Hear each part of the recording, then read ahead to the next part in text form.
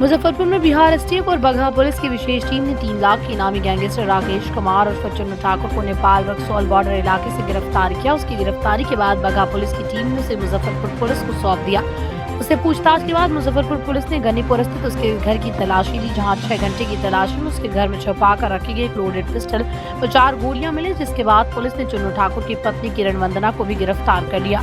SSP Rakesh Kumar ने बताया कि चुन्नू ठाकुर कांटी, मिशनपुरा और अय्यापुर थाने के 4 कांडों में फरार चल रहा है। इसके साथ ही वर्ष 1987 से लेकर अब तक उसके खिलाफ 32 आपराधिक मामले दर्ज हैं। उसने पूछताछ में कई कांडों में अपनी संलिप्तता स्वीकार की है। बिहार एसटीएफ की टीम, बगहा पुलिस की स्पेशल टीम और मुजफ्फरपुर पुलिस की टीम का एक ज्वाइंट ऑपरेशन था जो नेपाल रक्सौल बॉर्डर के पास पे हुआ है और जिले के टॉप 10 और कुख्यात अपराध कर्मी चुन्नू ठाकुर राकेश कुमार की गिरफ्तारी की गई है आज सुबह और इनको गिरफ्तार करके यहाँ लाया गया है और इनके पास से काफ़ी सामान बरामद हुए हैं, जिसकी एक लंबी सीजर लिस्ट है जो मैं आप लोगों को दे दूंगा, जिसमें कुछ पैसे हैं, बैग हैं, 5 मोबाइल फ़ोन हैं और कुछ ज्वेलरी आइटम है जो उन्होंने पहना हुआ है। चुन्नू ठाकुर उर्फ राकेश कुमार का एक लंबा आपराधिक इतिहास है। कुल 32 केस इनके ऊपर हैं और जिसमें से लगभग 4 केस में अभी हम लोगों के पास में वांछित हैं और जो हम लोगों के अन्य सीमावर्ती ज़िले हैं वहाँ भी कई केस में वांछित हैं, जिसकी सूचना हम लोग अभी संग्रहित कर रहे हैं।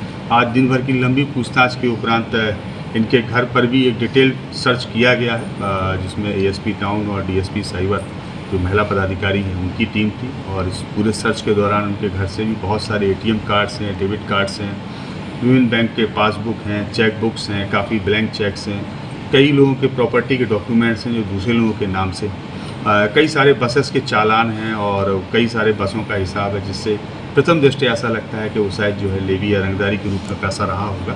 बहुत सारे डॉक्यूमेंट्स हम लोगों को मिले हैं जिसका हम लोग एक डिटेल एनालिसिस करेंगे और इन्वेस्टिगेशन के आधार पर जिसमें हम लोग फर्दर प्रोसीड करेंगे। इसी सर्च के दौरान उनके घर से एक ऑटोमेटिक पिस्टल भी बरामद हुई है और 4 राउंड गोलियां भी बरामद हुई हैं। इस सबके आधार पर उनकी जो पत्नी उनको भी हम लोगों ने डिटेन किया है और हम लोग इसमें भी पूछताछ कर रहे हैं और जो भी फर्दर डेवलपमेंट होंगे उससे आप लोगों को अवगत करेंगे।